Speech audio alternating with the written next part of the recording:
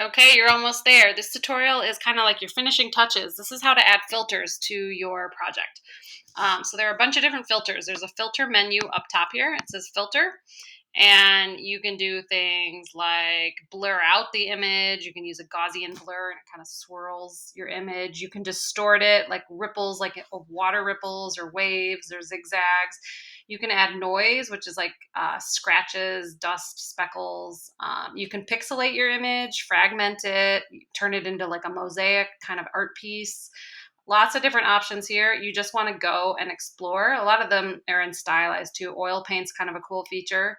So all you have to do to add a filter is make sure you're on the right layer. So my first layer over here is my text. I don't want to add a filter to my text. I want to keep the text the way it is so it's still readable. The business suit layer is this woman.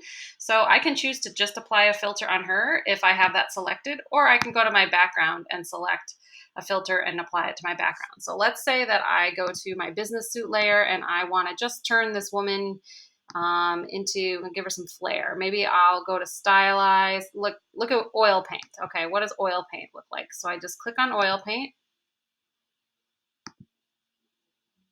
And you notice how a little menu pops up here. This is how you can change any of the parameters. She looks more like an oil painting now, right? And I can make it more dramatic or less dramatic if I slide any of these sliders. If you like it, you just click OK. If you don't want that filter, once you've seen what it looks like, you just click on the X and it will go away. So I don't know if I was real set on that.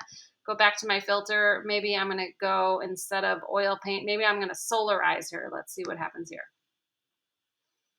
Ah, okay. She's like almost like X-ray infrared, but it makes her in color, which I kind of like. So that's one way to apply the filter. Again, if you don't like it, Command Z to undo.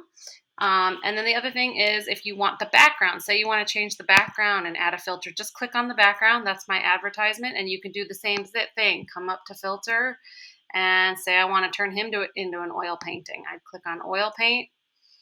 And there you go. Looks like an oil painting. Again, use your sliders.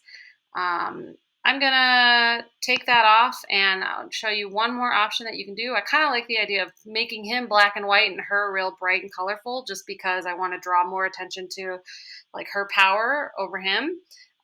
So I'm gonna click on the background and I'm gonna come up to image. And this time I'm going to make an adjustment. And instead of keeping it color, I want to look at the hue or the saturation. Hue just means the shade of color that it is.